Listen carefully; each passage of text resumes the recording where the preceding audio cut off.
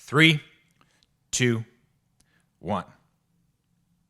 It is time once again for another episode of the Photography Friends podcast. You see that? I remembered the name of the show. That's because I am a true podcasting professional.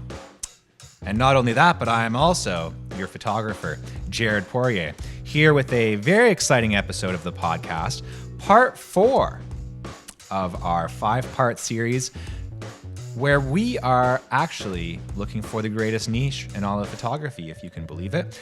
And, you know, it's been a pretty wild ride so far. We interviewed a bunch of great photographers, many of whom I've worked with before, and some of whom have even been on this podcast. And they have provided some very valuable insights, and really their experience has been invaluable in terms of helping us gauge what is indeed the greatest niche in all of photography. And I think that this episode today is a pretty good candidate for that title, and that is food photography. And for assistance with this episode, I interviewed a phenomenal photographer. These days, he's doing a lot of work in the fitness industry, shooting all types of people who are super into running, which I don't get. It's just running. No, it's great. Yeah, I have done quite a bit of food photography, food videography in the past. I've even shot some magazine covers for some celebrity chefs. I've shot a lot of different delicious food, you guys, and I have gotten to eat that food after the shifts. So I have some experience to bring to the podcast today, but we're also going to lean on Brody's expertise and his phenomenal knowledge of food photography. So, like every single episode in this series, we are going to discuss the best things about food photography. We're going to discuss the worst things about food photography. We are going to discuss which gear you're going to need for food photography. And we're going to talk about the perks of food photography. Finally, we're going to get into how lucrative is food photography.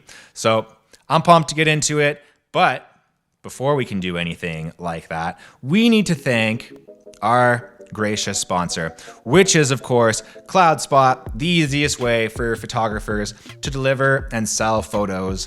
Where else but online?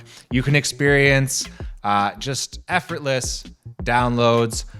You get beautiful galleries, just such a wonderful service. You're able to impress your clients, and you're able to save yourself a lot of time. And at the end of the day, time is money.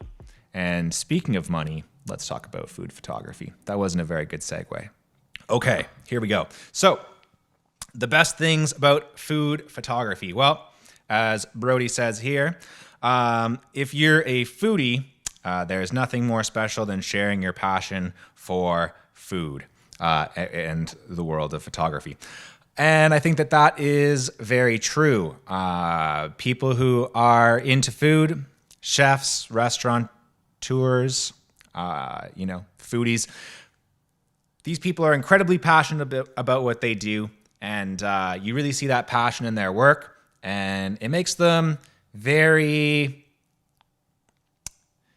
good to work for, right? If someone's passionate about what they're doing and you come in there and you try to match that passion, well, that is it's a great working relationship, in my opinion. So another great thing about food photography, you get to meet tons of people, and you get tons of experience working with different personalities, and you learn a lot even from the negative experiences. I would say that this is ringing very true to me. Within, the food and beverage industry, there's a lot of incredibly interesting people, and, there's a lot of personalities for sure.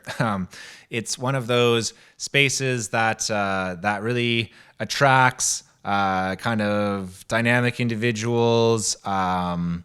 I would say people who are very sincere, people who really love what they do, and just different types of personalities. Sometimes it attracts people who are pretty eccentric, but all in all, I've had quite a lot of good experiences working in food and beverage, and met a lot of great people along the way.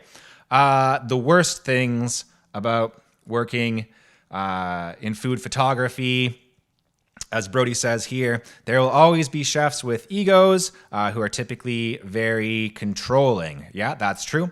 There are also a lot of nice chefs that are great to work with. Brody says in his experience, it's about 50-50. I would say I've had, a little bit of a better experience than Brody has. Maybe I've just gotten lucky, but I've really gotten along with most of the chefs who I've had the opportunity to shoot with. And you just have to bring a lot of social skills to bear, and it can be pretty intense, right? As we talked about in the event photography episode, there can be quite a bit of pressure put on you as the photographer to accomplish the goals of the person who hired you for that shoot, right? And that is the same in, food and beverage photography, with the added stress of, it's food. So you got to work quickly. It's hot in kitchens as well. So that can be something that you have to deal with. And the food is getting cooked and you got to shoot it quickly while it still looks good, right? And if you're doing a video, then you're following all of that action and making sure that everything is captured and everything looks good. And that can be quite a bit of pressure. Again, if you're somebody who doesn't work well under pressure, then this is going to be a real challenge for you. And, you might not be able to handle it. And, that's not really saying that your crap as a photographer, really a judgment against anybody. It's just that, if you're not the type of person who works well under pressure, then you might have a really hard time with food photography. Okay, let's get into gear here. So the gear that you're going to need for food photography, as Brody says here, depends on the type of shoot that you're doing. If it's like a magazine cover type of shoot, you might want tons and tons of artificial light. You might want to be able to control everything that you're shooting. I would say that a full frame camera is definitely going to be helpful for you here. And also that with food photography, it's a real opportunity to use that open aperture. So, if you can get something with a nice f-stop, you don't have to go all the way to like 1.4, 1.8 or something like that. But if you have like a f4 or f2.8 even, can be really nice for food photography. So if you want to get into that, some nice prime lenses even would be fine, just with a nice f-stop so you can get a little bit of bokeh, some subject separation that's really going to allow you to showcase that food item, that cocktail, whatever it is, right? As Brody also says here, nowadays a more natural look in food photography can work best, right? And just utilizing natural light can be totally fine. Just light that's coming through the windows. Brody and I did a shoot together actually, and he has so much experience with food photography that he really showed me some things, right? And showed me how to that you can really just utilize natural light, and that a lot of food looks really good just in natural light. You don't have to go over the top with a bunch of artificial light, and just keep things simple, right?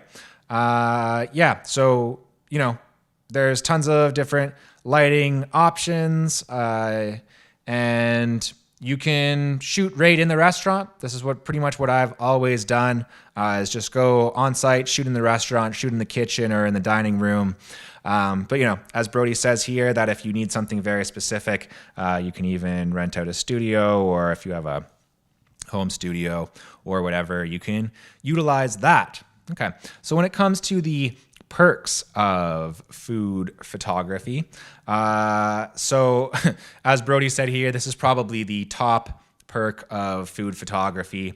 If you're lucky, you can score some incredible free food, as chefs are typically excited for you to try their food, right? You have to realize they're artists as well. And, as photographers, one of our favorite things to do, I'll speak for myself here. One of my favorite things is just showing my work to people and seeing their reaction, right? And this is the same with a lot of chefs, people who work in this industry, right? In the food and beverage industry. They're excited about what they're making, and they're excited to show it to other people, and they're excited to get your reaction, right? So, they'll probably want you to try the food. And I've had some of the best food that I've tasted in my life, ladies and gentlemen, has been when I'm shooting food, either videos or photos of food, and the chefs are making something delicious. Like when I worked for Ascari, my God, we had some good food. Yeah, shout out to John Sinopoli. He really whipped up some good stuff. There was a wild mushroom risotto that we had that was just like literally to die for. So that's one of the biggest perks. And just like the thing that we were talking about earlier, the fact that people in this space are often like very, very passionate about what they're doing. And it's just a good environment to work in if people are like passionate and motivated and trying to really do their best, right?